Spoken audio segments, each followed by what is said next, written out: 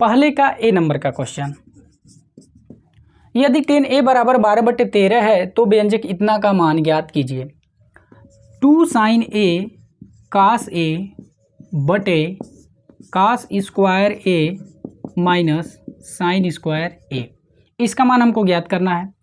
यहाँ पे हमको 10a बराबर 12/13 दे रखा है, और एक चीज़ हम जानते हैं कि जो 10 बराबर होता है फार्मूला होता है साइन बटे कास। इसका मतलब हमको ये थोड़ा सा अगर देखना चाहें, अनुमान लगाना चाहे कि हमको अगला स्टेप क्या करना होगा, तो देखने से ही पता चल रहा है कि जो 10a का मान दिया है वो साइन और कास से मिल करके बना हुआ है। और यहाँ पर हमको साइन और कास तो दिया है, लेकिन ये अलग अलग दिया है। अगर साइन के बट्टे में कास आ जाए तो 10 बन जाएगा, अजय ही 10 बन जाएगा, तुरंत हम उसका मान रख देंगे। तो 10 बनेगा कैसे, तो हम क्या करते हैं, अंश और हर में दोनों में कास स्क्वायर से भाग दे देते हैं। तो 2 sin a कास a बटे में कास स्क्वायर a। हम ऐसा क्यों कर रहे हैं, क्योंकि हम अगर यहाँ पे ऐसा करेंगे तो एक कास कट जाएगा, और जो एक कास बचा रहेगा इस साइन के साथ 10 बना लेगा, इसीलिए हम कास स्क्वायर a से भाग दे रहे हैं। अब जब हम अंश में भाग दे रहे हैं तो हम हर में भी भाग देंगे ताकि इसके मान में कोई अंतर ना आए। तो cos square a minus sine square a बटे कास स्क्वायर a। अब इसको अलग अलग करेंगे तो ये हो जाएगा। अब यहाँ पे 2, अब साइन a बटे कास a अगले स्टेप में लिख देंगे। कास a यहाँ पे बचा हुआ है टोटल के बटे, अगर हम इसको इसके बटे करेंगे तो ये कास स्क्वायर कट जाएगा तो 1 आ जाएगा, माइनस इसके बटे करेंगे तो साइन स्क्वायर a बटे कास स्क्वायर a, ये हो जाएगा। अब हम इसको और सिंप्लीफाई कर लेते हैं, तो 2 साइन a बटे कास a 10a हो जाएगा बटे 1 माइनस साइन स्क्वायर a बटे कास स्क्वायर a, ये हो जाएगा 10 स्क्वायर a।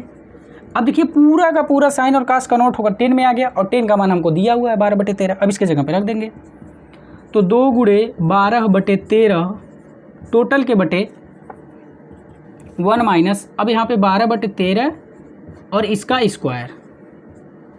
अब इसको हम और सिंप्लीफाई कर लेते हैं, तो इसको हल करेंगे तो ये 24/13 होगा टोटल के बटे। अब इसको हल करेंगे तो 12 का वर्ग 144 बटे 169। अब इसको और हल करते हैं, 24/13 फिर गुणे, अब यहाँ पे कर लेते हैं हम इसका इधर गुणा और फिर ये ऊपर चला जाएगा, तो 169 बटे 169 माइनस 144, तो ये 24/13 गुणे 169 बटे, यहाँ घटाएंगे तो 5 और यहाँ 2, यानी कि 25 बच जाएगा। अब यहाँ 13 से ये कट जाएगा 13 बार में, अब तो कुछ कटेगा नहीं, जब नहीं कटेगा तो गुणा कर लेते हैं, गुणा करके यहाँ पे लिख दे रहे हैं। तो 13 का 24 में गुणा कर लेते हैं, 13 चौका 52 हासिल 5, फिर 13 दूना 26, 26 5 31, तो 312 और बटे में 25।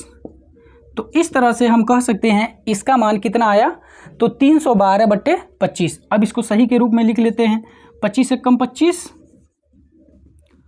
ठीक, 25 से कम 25, 6 बचेगा, 6 बचेगा तो ये 62 हो जाएगा, फिर 25 दूना 50, अब घटाएंगे तो 12 बचेगा, तो 12 ऊपर और नीचे 25। तो इस तरह से कह सकते हैं कि 12 सही 12/25।